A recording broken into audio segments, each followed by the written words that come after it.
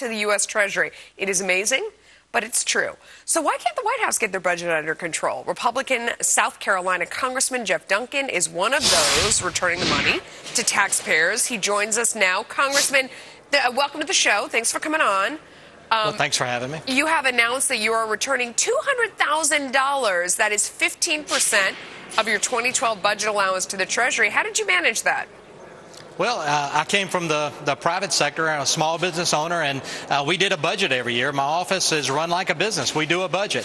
And last year we were able to give back about $200,000. We give back about $200,000 this year, about 15% of our budget, and that's on top of our mandatory across-the-board cut for the House of Representatives that happened last year of about 11% cut. We're just operating like a business, like folks do back home and in the private sector. Weren't you tempted to just have a massive pizza party? I mean, you didn't have to turn that money back in. Were you trying to set an example, or what was the idea? Well, it's just being responsible with taxpayer dollars, and that's what we should do. We should have a budget. You know, it's been 1,398 days since the United States Senate has passed a budget for this nation, and that's abysmal. We operate our office like we do a budget. I had a ribbon cutting, and we had a budget for our office, and so we're going to operate it like a small business. Doesn't this impact how much money you're going to get next year? I mean, if you say that you don't need as much, won't you get less?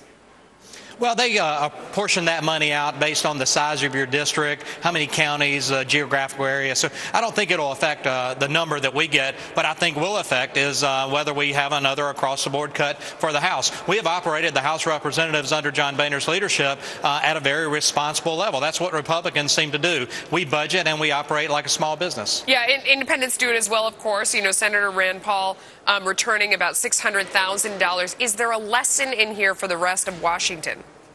Absolutely, there's a lesson, and that is to be responsible with taxpayer dollars. I met with the Undersecretary of the Department of Homeland Security today, and we talked about some of these things, how they're going to apply the sequestration, just using management practices that are used every day in the private sector, applying those to the government.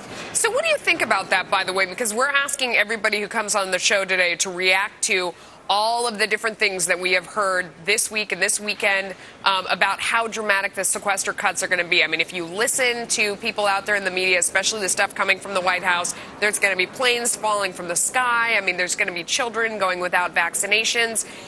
Are those scare tactics in your mind? I think they're very much scare tactics. This is a very small, about a 2.5% cut.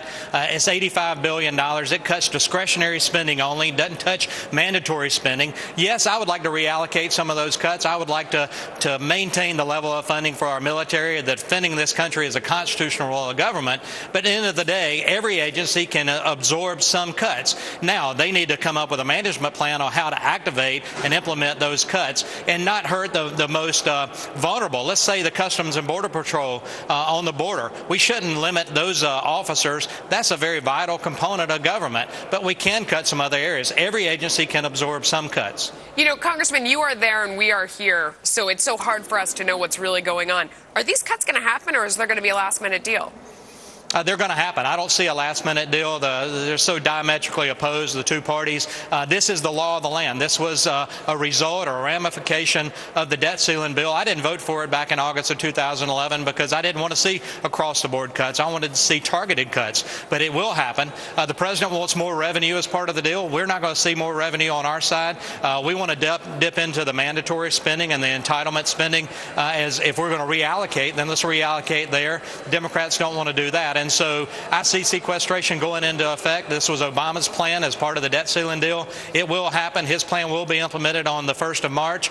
And then we've got a CR to deal with by a continuing resolution by March 27th. And so I think you'll see a little bit of reprogramming or reallocation of those cuts by the time the CR gets finished. Interesting. Well, you know, $200,000, it is a tiny, tiny, tiny little drop in the bucket in Washington, but it's something, and you're setting an example there. Thanks for coming on tonight. Well, thanks. Let's put it on the debt. Let's start paying back debt. Right, Thanks, yeah, Melissa. That's right. Put it on the tab. Apply it to the bill. It's big enough, there right? You go. All right. So speaking of sequestration.